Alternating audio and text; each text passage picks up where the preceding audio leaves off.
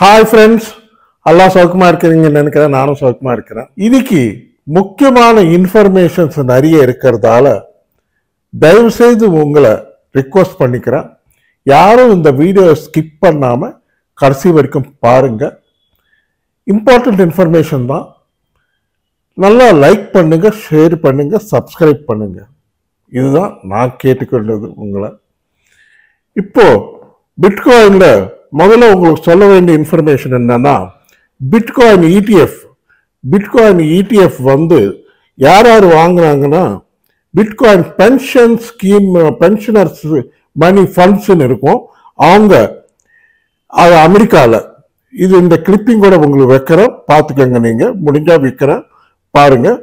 State of Wisconsin investments board created in 1951. இது வந்து is responsible for managing the assets of the Wisconsin retirement system. Discloses it holds almost $100 million of BlackRock spot Bitcoin ETF. 100 million spot Bitcoin ETF hold பண்றாங்க. Pension, retirement pension scheme அவங்க. இது ஒரு நல்ல செய்தி. கண்டிப்பா இது அவாலேயே நிற்குதோ என்னமோ தெரியல. இது ஒரு நல்ல செய்தி. அடுத்தது பிட்காயின்ல இன்னொரு நியூஸ் இருக்கு. அது என்னன்னா, பிஎம்ஓன்னா பேங்க் ஆஃப் மான்ட்ரியல்.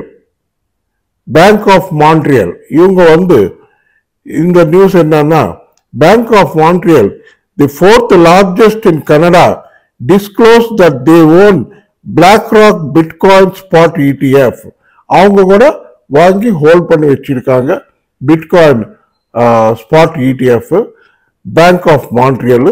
அதுக்கு அடுத்தபடியா யூபிஎஸ் நீங்க எல்லாம் கேள்விப்பட்டிருப்பீங்க. இது ஒரு சுவிட்சர்லாந்துல இருக்கு பேங்க். இது வேர்ல்ட்லயே பெரிய பேங்க். இந்த பேங்க் வந்து the largest bank in Switzerland, Swiss bank UPS, disclose it holds BlackRock spot bitcoin ETF shares. Bitcoin ETF spot ETF வந்து அவங்க ஹோல்டு பண்றாங்க. இது ஒரு அருமையான நியூஸ் நமக்கு. கண்டிப்பா இதெல்லாம் கூட கீழே வராம, சரியாம, பிட்காயின் சரிஞ்சிடாம ஹோல்டு பண்ணுதோ என்னமோன்னு நான் நினைக்கிறேன். அப்புறம் Bracebridge Capital, a Boston based company, reported owning ARKB worth $262 million and $81 million of BlackRock Bitcoin ETF. It is now one of the largest Bitcoin ETF holder. Parabolic growth pattern பார்த்தீங்கன்னா, கீழே இருந்து மேலே சர்வன்னு மேலே போச்சு. அங்கிருந்து ஒரு 4 stage பார்த்தீங்கன்னா அப்படியே நிற்குது. நீங்க அருமையாக காட்டுது பாருங்க. இந்த சார்ட் பார்த்தீங்கன்னா, இந்த சார்ட் தெரிஞ்சவங்களுக்கு இது நல்லா புரியும். கண்டிப்பா இங்க மேல போயிருக்கு, திருப்பி கொஞ்சம் கீழே வந்து இப்போ இந்த ரெட் லைன் இருக்குல்ல, அந்த ரெட் லைன் கிட்ட வந்து டேஞ்சர் லைன்ல நிக்குது. பார்ப்போம் ஃபியூச்சர்ல என்ன நடக்குன்னு. அப்புறம் ஷிபா இனு காயின் கடந்த 24 மணி நேரம் ஹை பார்த்தீங்கன்னா 2150 கிட்ட வந்தது. லோ பார்த்தீங்கன்னா 2010 லோ வந்தது. கொஞ்சம் மேலும் கீழேயும் வந்துட்டு இருக்கு.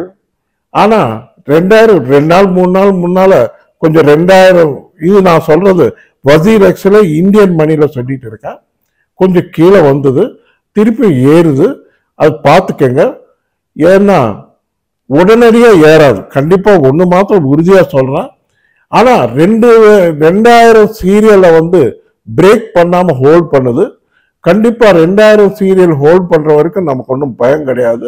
எங்கேயும் கீழே போயிடும், திருப்பியும் ஒரு 0 ஆட் ஆயிடும் அப்படின்ற பயம்லாம் வச்சுக்க இல்லை. மார்க்கெட் ஸ்டேபிளா இருக்கு, ஸ்டடியா இருக்கு.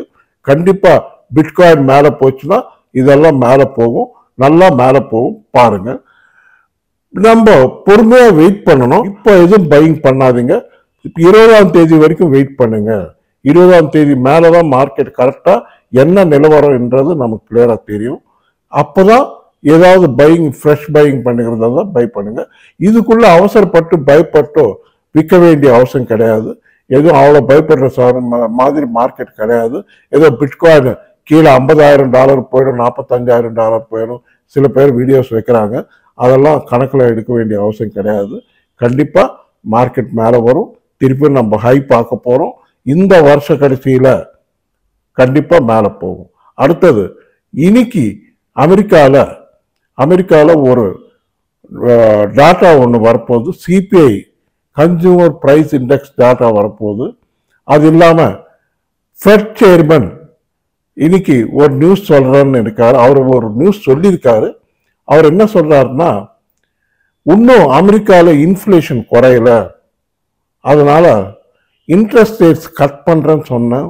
அது தச்சமே முடியாது, இன்னும் கொஞ்ச நாள் டைம் பிடிக்கும். ஒரிஜினலாக அவர் சொன்னது இந்த வருஷத்துல 3 இன்ட்ரெஸ்ட் ரேட் கட்ஸ் இருக்கும் அப்படின்னாரு. அது கஷ்டம். இந்த வருஷத்துல 3 இன்ட்ரெஸ்ட் ரேட் கட் பண்றது. 1 கட் பண்றதுக்கு ட்ரை பண்றேன் அப்படின்றாரு. அதுவும் இந்த வருஷ கடைசியில நவம்பர் டிசம்பர்ல நடக்கும்னு நினைக்கிறேன். அது நடக்கும்னா கொஞ்சம் மார்க்கெட் மேலே போகும். அது வரைக்கும் கொஞ்சம் பொறுமையா வெயிட் பண்ணுங்க, ப்ராஃபிட்ஸ் வரும். ஓகே, இந்த வீடியோ பிடிச்சிருந்தா தயவு செய்து நல்லா லைக்ஸ் வைங்க, நல்லா ஷேர் பண்ணுங்க, நல்லா சப்ஸ்கிரைப் பண்ணுங்க. நன்றி, வணக்கம், மீண்டும் சந்திப்போம். பாய்.